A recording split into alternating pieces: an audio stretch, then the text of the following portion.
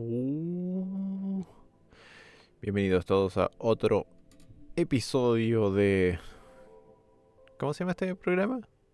No sé, la versión en español de lo que sea, donde hablo de películas y series. Soy su querido amigo El Chino. Como quieran decirme, no sé qué tanto apodos tengo. Otro coloquio, esta vez... em, sí, es especial, como todos. Creo que siempre digo que son especiales porque los siento todos especiales. Pero este capítulo en particular, creo que también siempre digo eso. Em, Nada, quiero hablar de una de mis películas favoritas de los últimos, ¿qué? ¿5? ¿10 años? Quizá, quién sabe. La película en cuestión es A Real Pain, escrita y dirigida por el socito de Zombieland, Jesse Eisenberg. Eisenberg. Bastante famosa y premiada película del año 2024. Ya parece como si fuera ayer cuando estaba frustrado porque no ganó más premios. Em, a grandes rasgos, para el que no sabe de qué se trata la película se trata de una pareja de primos que van a visitar la casa de su recientemente fallecida abuela, que es sobreviviente del holocausto en Polonia, creo, ¿cierto? Y bueno, tienen esta aventura, se unen a un tour turístico, sí, claro, un tour turístico que los lleva por distintas partes de Polonia, recordando eventos de el Holocausto y de la vida de la población judía de ese país en ese entonces, ¿cierto? A través del pasar de la película se van revelando elementos de las personalidades y de las vivencias particulares de los primos que no solamente los inspiraron a hacer el viaje, sino que más o menos como que le dan el corazón firme y brígido a la película. Pero el punto, mi punto, no es simplemente llegar y describir la película, sino es que últimamente he pensado de que esta película es de esas películas que yo personalmente consideraría perfecta. Em, de repente uno escucha eso y se siente como súper fuerte, ¿cierto? Decir que algo es perfecto. Porque incluso de mis películas favoritas de toda la vida, como El Señor de los Anillos, yo no encuentro que son películas, no las encuentro perfectas. Eh, Son mis favoritas y son grandes películas, pero no la encuentro perfecta. Pero últimamente he estado pensando que esta película en particular es perfecta por un par de cosas en particular, que son las que voy a pasar a describir ahora. En primer lugar, encuentro que, obviamente, de nuevo, un disclaimer que de alguna forma siempre hay que tirar, que uno no es académico del cine y nada, uno siempre es como fanático consumidor. Entonces estos conceptos no son como académicos ni están tampoco escritos en la Biblia del cine, que probablemente la escribió em, Pedro o Almodóvar, de veras que existía alguien que se llama Pedro. Le iba a tirar. Como que he visto tantas cosas de Pedro Pascal que dije Pedro nomás. Pero bueno, el primer elemento que yo veo que hace a Real Pain una película perfecta lo titulo estructura. ¿Qué quiero decir con estructura? Bueno, obviamente es como la redundancia digna, la estructura general de la película. Es como estamos hablando de que como que uno puede irse a la sencilla y decir que todas las películas tienen principio, medio y final, ¿cierto?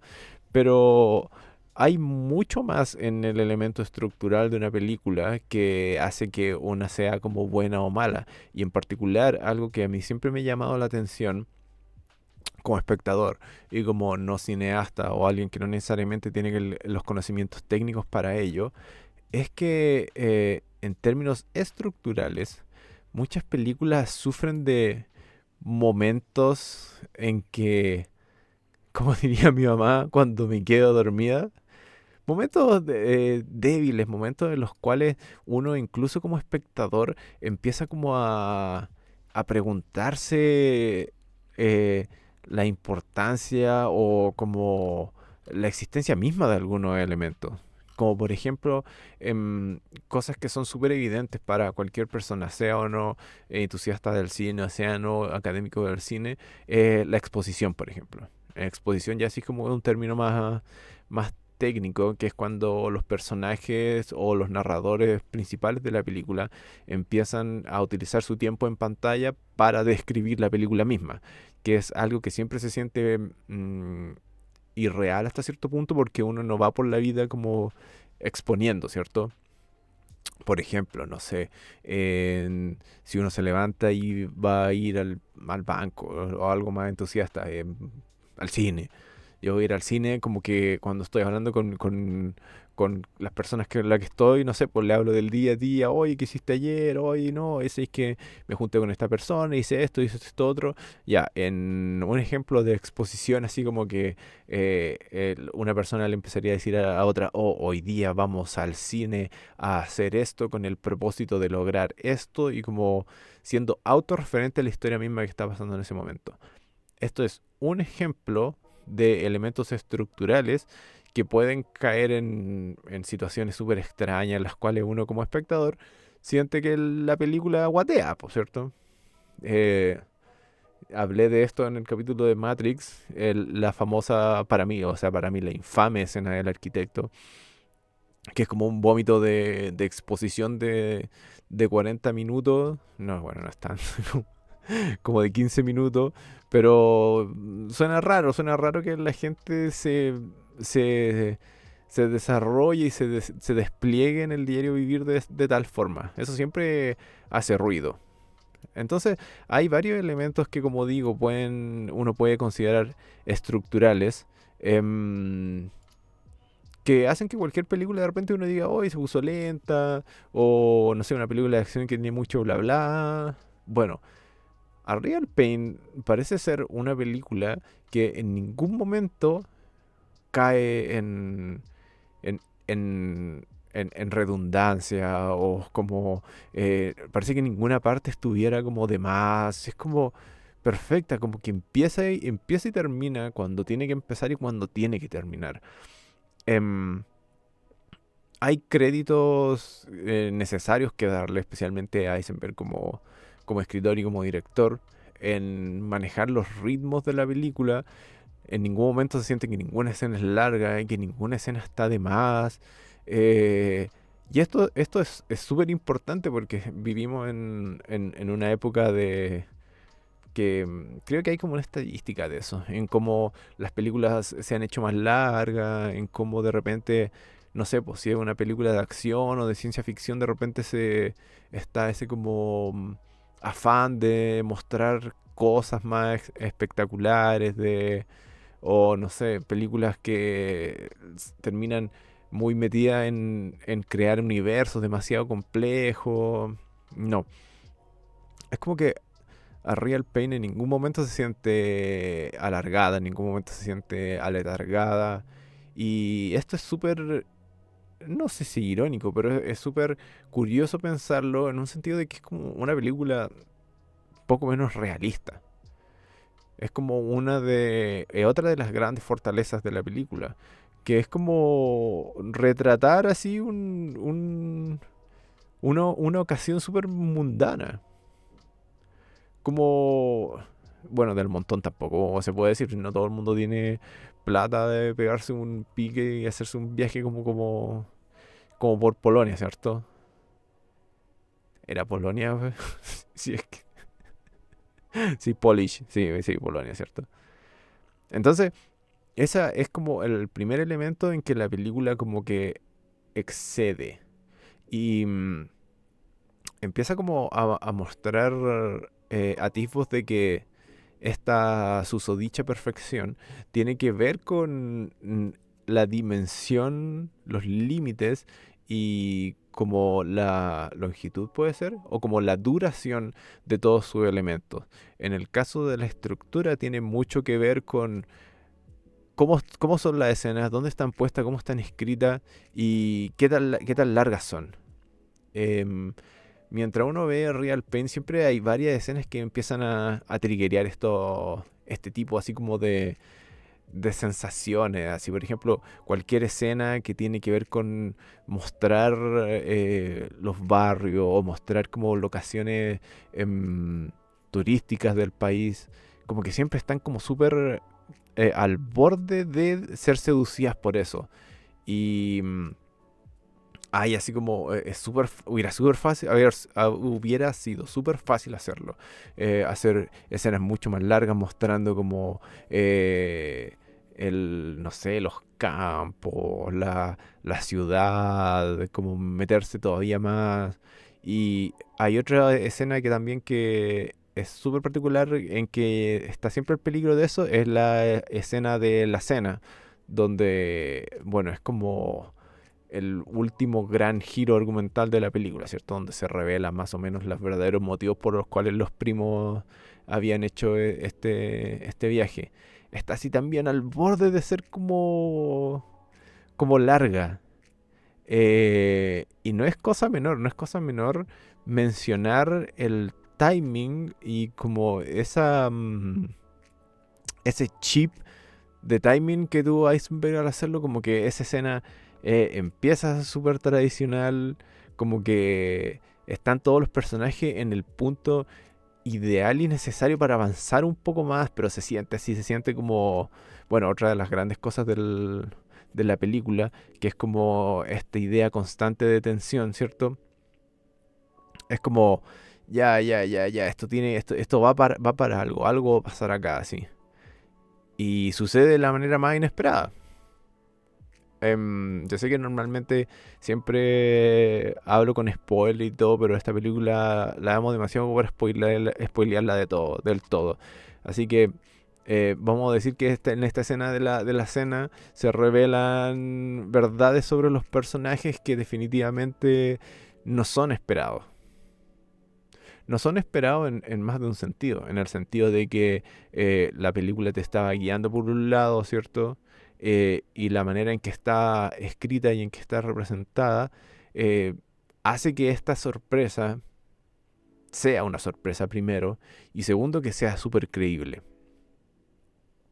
Y es ahí donde está como el segundo aspecto de la comillas perfección que yo creo de esta película. Em, los elementos, no quiero decir técnicos, porque como dije, yo no soy experto en cine, pero como elementos constitutivos de la película, tales como la manera en que los personajes están escritos y la manera en que los personajes están representados, ¿cierto? No hay, por decirlo así, no es o sea, sí es necesario hacer alto hincapié en que los protagonistas están sí, pero perfectamente casteados. Eisenberg y el Colkin, este no es el chico, ¿cierto? Es como el de al medio. Kieran bueno, no sé, pero Kieran Colkin actualmente el top Colkin, si podríamos decirlo así. ¿Y por qué es tan importante la selección de ellos y como del resto del cast en general?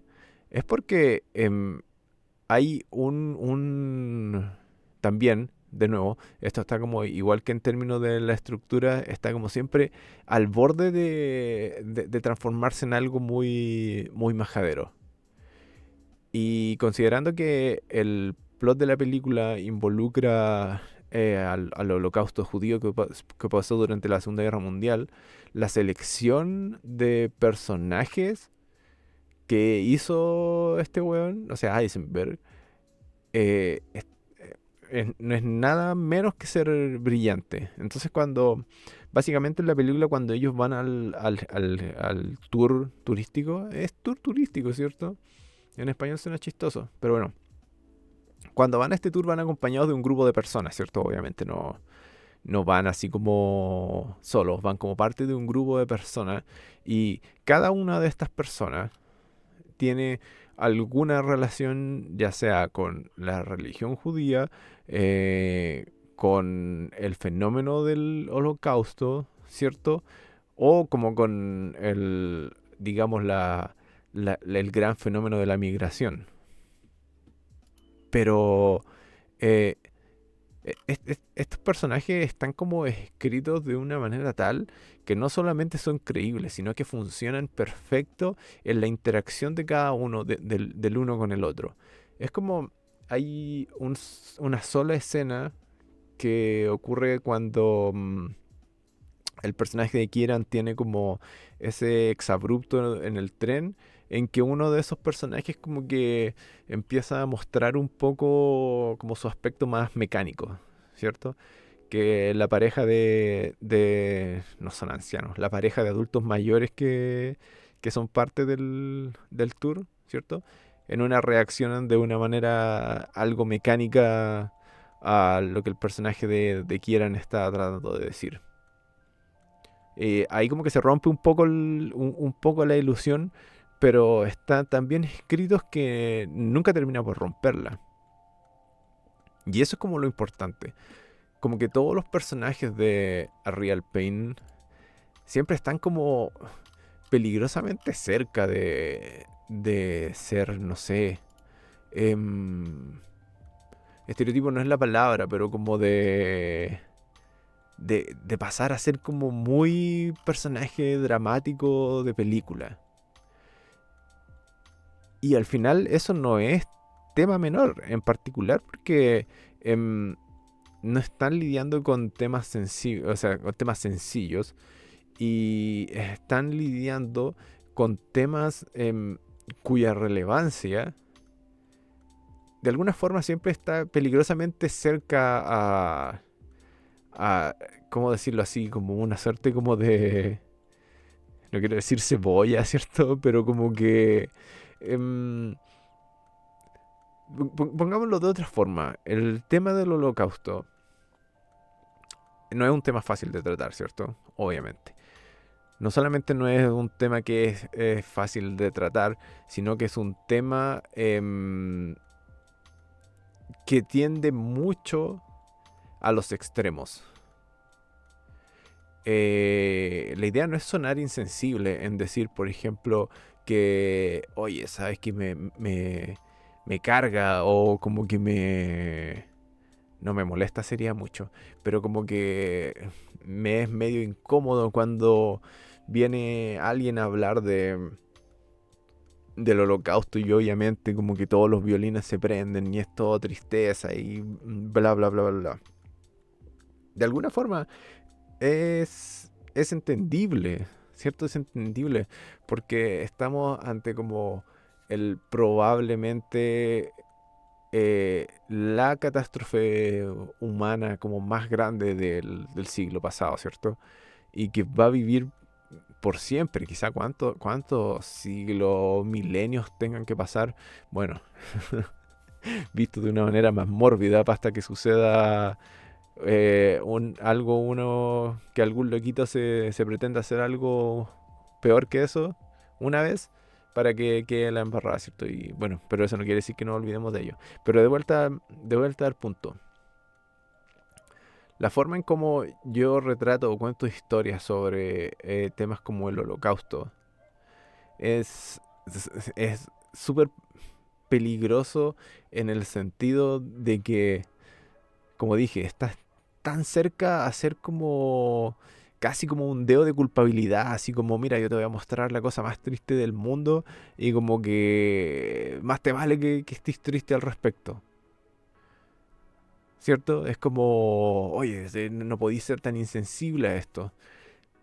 Pero el tema de una buena escritura para mí, o de un buen retrato cinematográfico, es que no es necesario caer en eso. No es necesario caer en eso y ni perder la realidad, ¿cierto?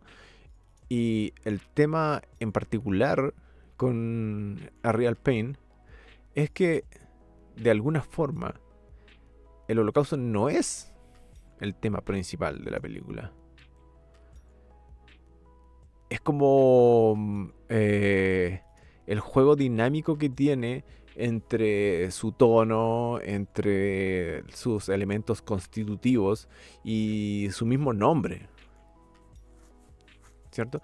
Es, quizá esto sea una como un, un- un- como que me estoy dando el lujo de interpretar esto, pero bueno, esa es como la gracia.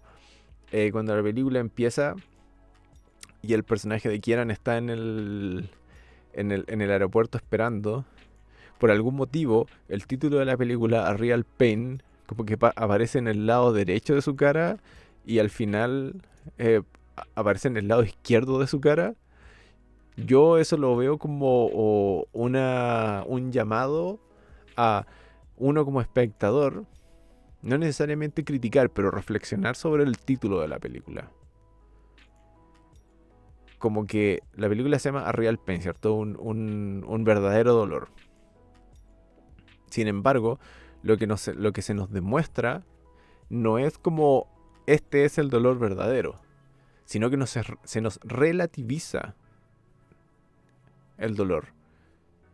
Está escogido de una manera tan precisa y de una manera tan acertada que todos los ejemplos que giran obviamente alrededor de este gran sol de dolor que es el holocausto son no solamente importantes y distintos, sino que también son válidos. Y esto no es como, no es una cosa menor, no es una cosa menor ver tu dolor reflejado ante el gran innegable dolor, ¿cierto? Que fue el holocausto, y verte validado. Y te ves validado no como contraste, ¿cierto? No como, uy, yo sufro más o menos que los pobres judíos que fueron exterminados durante el holocausto. No, no es así. Te ves validado porque de alguna forma el proceso, bueno, que tiene que haber comenzado antes, ¿cierto? Pero que uno puede decir que comenzó con el holocausto y terminó en la modernidad. Es un proceso expansivo en términos humanos, en términos emotivos, en términos morales. Y ese es precisamente el tercer elemento por el cual yo creo que Real Pen es perfecto, que es el aspecto de la universalidad. Em, es súper fácil de repente ver estas cosas de lejos. Mucho más para gente como uno que no fue contemporáneo de ello, en primer lugar. Y en segundo lugar, es súper difícil en Chile, por ejemplo, tiene que haber de más, tiene que haber alguien que tenga un familiar, un abuelo, un tío. La migración, bueno, igual, no sé si tanto judíos como alemanes como que migraron a Argentina. Es como que tienen que haber conexiones, siempre hay conexiones. Pero no tenemos como la gran conexión, ¿cierto? Como que no... es súper difícil hoy que cualquiera de nosotros randommente tenga la autoridad, bueno, quizás esa no es la mejor palabra, pero tenga la autoridad de hablar de la experiencia del genocidio. Y esa es como parte de la brillantez del guión, del guión de Eisenberg, ¿cierto? Este gran contraste, lo comparé con un sol, quizás no fue la comparación más poética, pero escoger ese tema es perfecto. Es como, ¿cómo quiero yo hacer notar las dolencias, las falencias y los sufrimientos de la modernidad si no es a través de probablemente la mayor grande tragedia del pasado, ¿cierto? O del pasado reciente. Y ahí es donde se reflejan los elementos de todos los personajes ante ese gran fenómeno. No sé cómo, no sé, viste, hasta yo tengo problemas de ponerle así como un nombre apropiado, que sea como digno de no como reducir los efectos del holocausto, no como mirarlo en menos, no tampoco darle como toda la importancia del mundo. El hecho es que no se puede no verse uno contrastado, sino bien reflejado, contrastado con el Holocausto. Y lo que hace Eisenberg con este background del Holocausto no es reflejar una, ni dos, ni tres cosas, sino que reflejar una universalidad de cosas. Em, no sé si fue en un capítulo o en un streaming que hablé de repente. Ah, sí, fue en el capítulo que hablé de Friendship, ¿cierto? Esa película de Paul Rudd de A24, ¿cierto?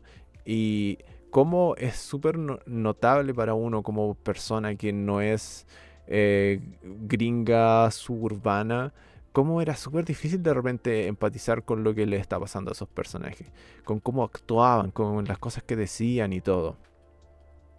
Bueno, aquí a pesar de que los personajes son también gringos, ¿cierto? Americanos y todo, no es para nada difícil verse reflejado en ellos. Porque los elementos dramáticos que los componen son en último término universales. De nuevo, estoy como pisando cáscaras de huevo para no arruinar nada de la película, pero la forma en que construyó a estos primos, ¿cierto? Habla de un montón de cosas, como dije, universales, en términos de familia, en términos de, comillas, hermandad, ¿cierto?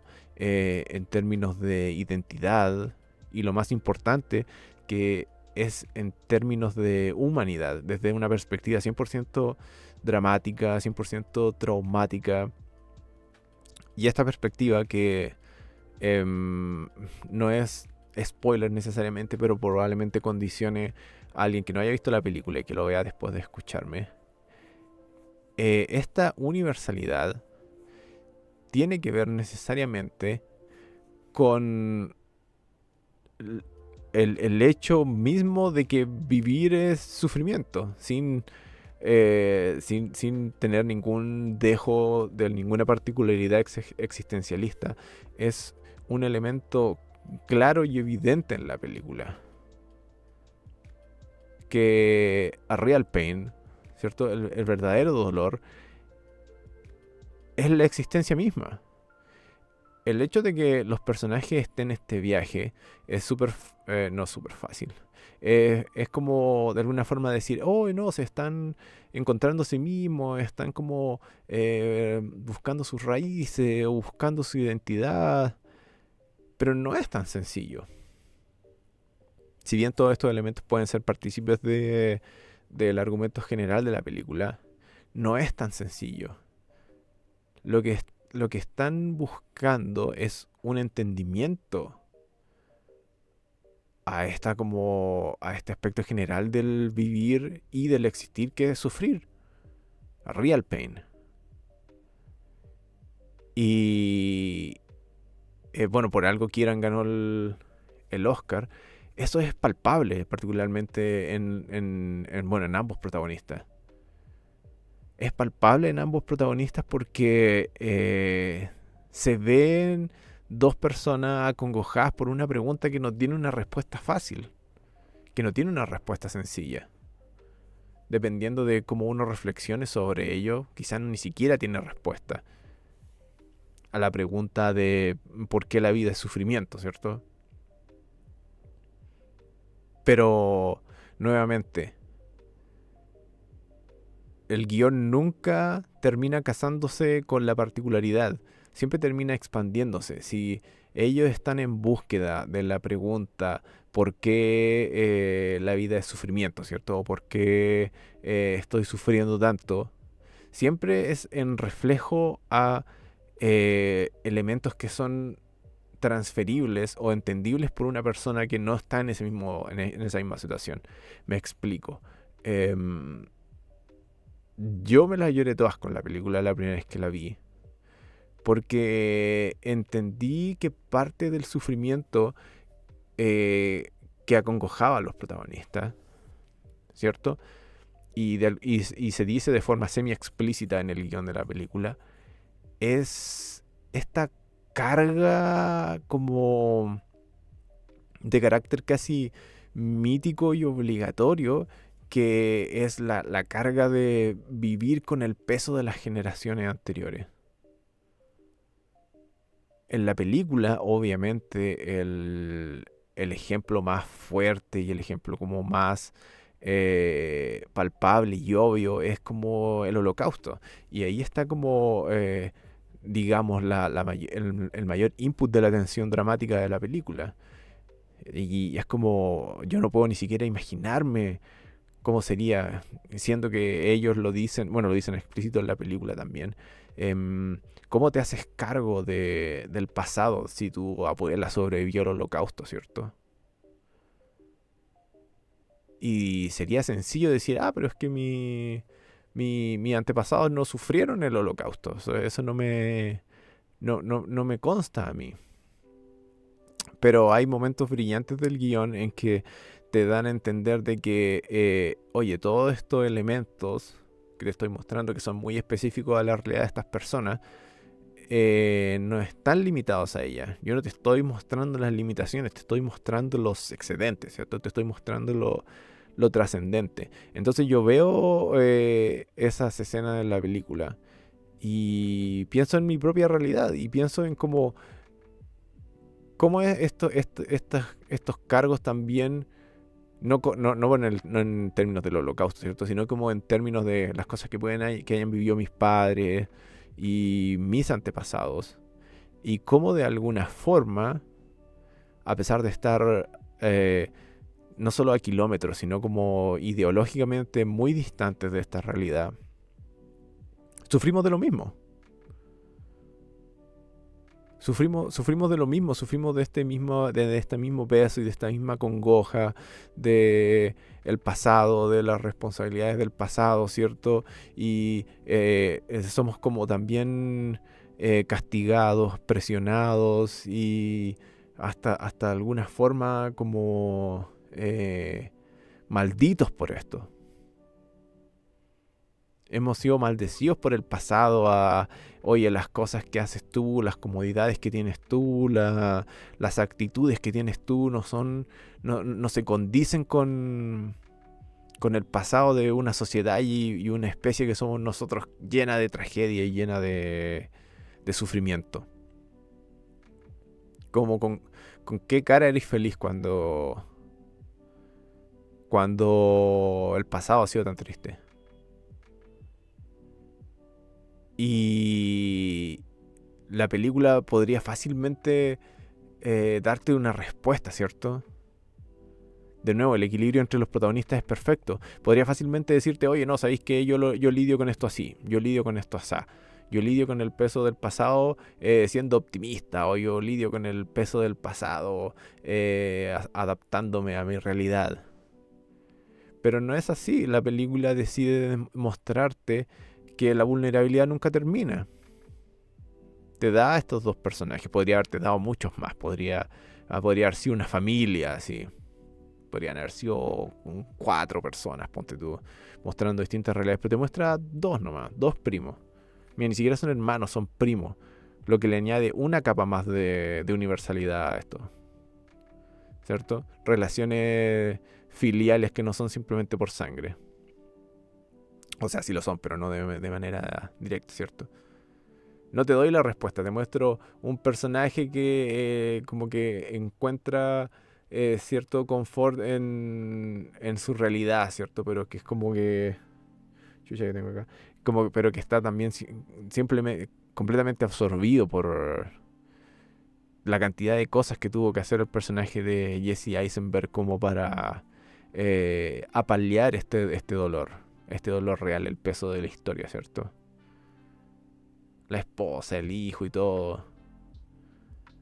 Pero la película no te va a decir que eso es malo, ni que tampoco te va a decir que es la única solución, ¿cierto? Y también está el caso del personaje de Kieran, ¿cierto? Que de alguna forma sucumbió a esta congoja, ¿cierto? Que también es una pregunta en su propia ley, ¿cierto? ¿Es el dolor que él siente no solamente real, sino que es como una continuación del dolor que sufría su abuela. La película termina... No tengo... bueno, no voy a como tratar de detallar mucho. Pero básicamente la película termina en un final abierto. Y en un final abierto en un sentido como de... De un final abierto porque no te puedo dar una respuesta. Así, no te puedo dar una respuesta a algo tan fundamental. No te puedo dar una respuesta porque darte una respuesta sería reducir la experiencia humana a lo que te estoy mostrando aquí y ahora ya. Yo sé que tu espectador no tiene una conexión histórica con el holocausto, ¿cierto? Yo sé que no tienes familia o qué sé yo, quizás no eres ni de la misma religión. Entonces no puedo ser tan penca y tan majadero para decirte esta es la respuesta al sufrimiento existencialista primordial de nosotros. No puedo ser tan arrogante para decirte eso. Y la película no lo es. Y eso la ayuda a catapultar cualquier tipo de enseñanza o de retrato hecho en la película a un nivel mayor. Como dije, a un tipo de universalidad. Algo que todos podemos entender. Y en retrospectiva eso te hace pensar de que todos estos mismos elementos que son partícipes de la película, funcionan igual. Y con funcionan igual me refiero a de manera universal. ¿Cierto? Todo lo que está retratado en términos de desarrollo humano, de desarrollo social e histórico, la película, no sé cómo lo hace, pero de alguna forma logra hacer que nada sea reducido a una realidad, a una historia o a un drama. Es una mezcla entre cómo están escritos los personajes, de lo bien actuados que están, ¿cierto? De, como dije, de vuelta al primer punto de la estructura, de cómo está estructurada la película, que uno se mete como a este viaje junto con los personajes. Y es como, ya yo no voy a Polonia a lidiar con mis dramas familiares, voy, qué sé yo, a Renca, a Quilicura, no sé, una comuna aledaña. Pero la intención es la misma. No sé si, no me consta. Yo, a pesar de que veo harto como entrevistas de los actores y los escritores así, no he visto mucho de esta película. Igual recuerdo que cuando salió esta película no se le hizo como los grandes paquetes de prensa como los que estamos acostumbrados ahora. Como que, por ejemplo, ahora cuando estoy grabando yo en esta semana, como que no sé, po, no se puede dar una vuelta a la esquina al internet sin ver algo de los Cuatro Fantásticos, por ejemplo. No sé si a The Real Pain se le hizo ese nivel de publicidad y como que todo el meme no sé si ese fue el caso.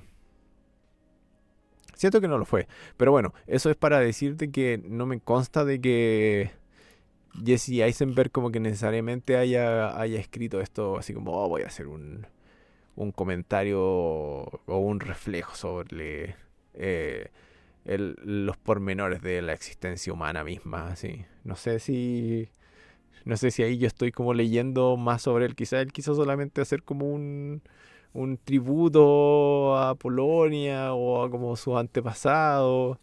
Quizás fue completamente casual y completamente accidental que terminó creando esta suerte como de como decir así, como un retrato de la experiencia universal que es como ser humano en una sociedad post Segunda Guerra Mundial. Porque mal que mal, los legados de la Segunda Guerra Mundial también fueron globales, ¿cierto? Con legado, obviamente, estamos hablando del capitalismo. Pero esos apegos, esas conexiones que surgieron desde la Segunda Guerra Mundial, son fáciles de olvidar de repente. bueno, de repente es fácil de olvidar en el sistema en el que estamos metidos también. Es súper fácil y seductor de repente olvidarlo. No, eso no me compete, eso no me incluye. Pero si vemos a la Segunda Guerra Mundial y en particular al Holocausto como fenómeno humano, ¿cierto? O de derechos humanos, si quieres ser más específico, si vemos ese punto como un punto de inflexión, creo que es el término, como de un punto histórico en el cual el mundo cambió para siempre, somos todos partícipes de ese legado. Somos todos partícipes de este dolor real, ¿cierto? Que nació en ese momento y que todavía no se ha sanado. Y de alguna forma no se ha sanado porque se convirtió en reflejo mismo de cómo todos hemos oficializado el existir bajo el capitalismo, ¿cierto?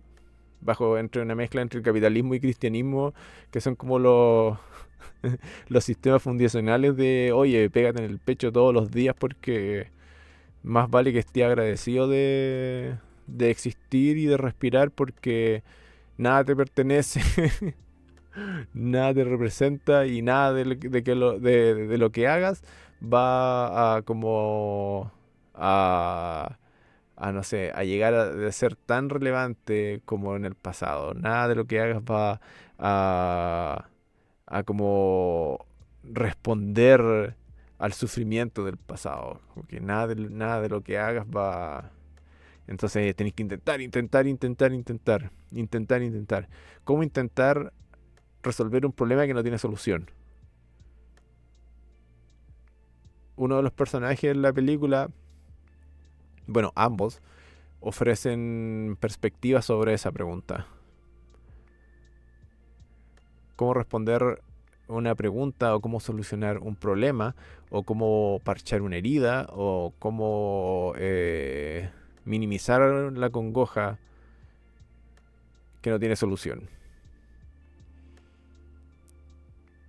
Y las posibles respuestas, bueno, dependiendo de cómo uno lo vea, pueden que no sean muy optimistas, pero son por lo menos esclarecedoras. Por lo menos te abren los sentidos y te abren las pepas. Ver el viaje de estos primos te, te abre la... No, decirle los sentidos igual como que no es suficiente, pero te abre las perspectivas a reflexionar sobre tu propia realidad y pucha, eso mal que mal es la marca de la universalidad y es lo que es la marca de que hace una buena película. Yo hago esta obra de arte y es como una luz gigante así que termina así como encandileando a cualquier persona que la vea.